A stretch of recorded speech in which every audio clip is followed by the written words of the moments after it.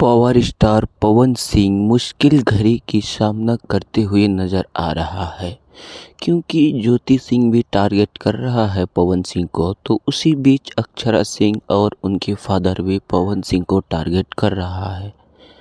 क्योंकि पता नहीं क्यों ऐसा होता रहता है। मुझे तो बहुत दुख फीलिंग होता है आज इस बात को सुनते हुए कि एक बड़े स्टार को इतनी बड़ी मुसीबत में तुम लोग डाल दिए हो। भाई क्या बताएं। और उसी बीच भी खेसारी जी का भी ऐसा ही मैटर था, लेकिन उसको एग्रीमेंट में डाला गया था। ठीक है, खेसारी जी को जो है उसको एग्रीमेंट में फंसाया गया था। इतने बड़े बड़े सुपरस्टार है ये दोनों, इन दोनों को ही टारगेट किया जा रहा है। अब बताओ, जो भोजपुरी का नाम रोशन कर रहा है, जिस बंदे के बदौलत ये इंडस्ट्री चल रहा है, इन दोनों को ही टारगेट किया जा रहा है। आखिर क्यों ऐसा हो रहा है? बहुत ही दुख की बात है। ठीक है, ज्योति सिंह अक्षरा सिंह पवन सिंह को टारगेट कर रहा है, तो उसी बीच ट्रेंडिंग स्टार का ट्रेंडिंग का जलवा देखकर उनको भी टारगेट कर रहा है। अरे भाई, ये दोनों का बदौलत में ही तो हमारा भोजपुरी चल रहा है। और तुम लोग जो न्यूज़ बना रहे हो, रिपोर्टिंग कर रहा हो, इन दोनों के वजह से ही तुम्हारे घर में रोटी चलता है।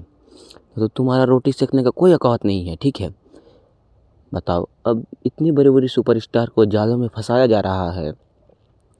यार, हमारे भोजपुरी में जो मतलब बड़े बड़े कलाकार हैं, पुराने कलाकार जिनको आइडियन मानता है सब लोग, उसी लोग भी क्या बताइए कुछ नहीं बोलता है आके कि नहीं तुम लोग ऐसा रहना पड़ेगा। जैसे बॉलीवुड में है कि अमिताभ बच्चन जी है, इस तरह अमिताभ बच्चन को ही बॉलीवुड में हेड माना जाता है। सबके नीचे है अमिताभ बच्चन से सबके नीचे है। ठीक है, बाकी हमारी भी भोजपुरी में मनोज तिवारी जी है। ठीक है, इनका नीचे दिनेश लाल यादव, निरहुआ, रवि किशन, पवन सिंह, खेसारी लाल यादव, इनका नीचे है। तो आइडियन, ये जो आइडियल है ना, यही कुछ नहीं बोल पाता है।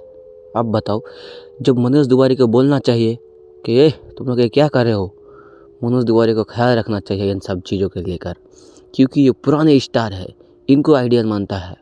तो चलिए फिर मिलेंगे किसी और नेक्स्ट वीडियो में। अगर चैनल पे पहली बार है तो प्लीज़ सब्सक्राइब करना ना भूलें। बाकी ऐसे ही इंटरेस्टिंग खबर मैं लाता रहूँगा। तब तक के लिए मिलते हैं, धन्यवाद।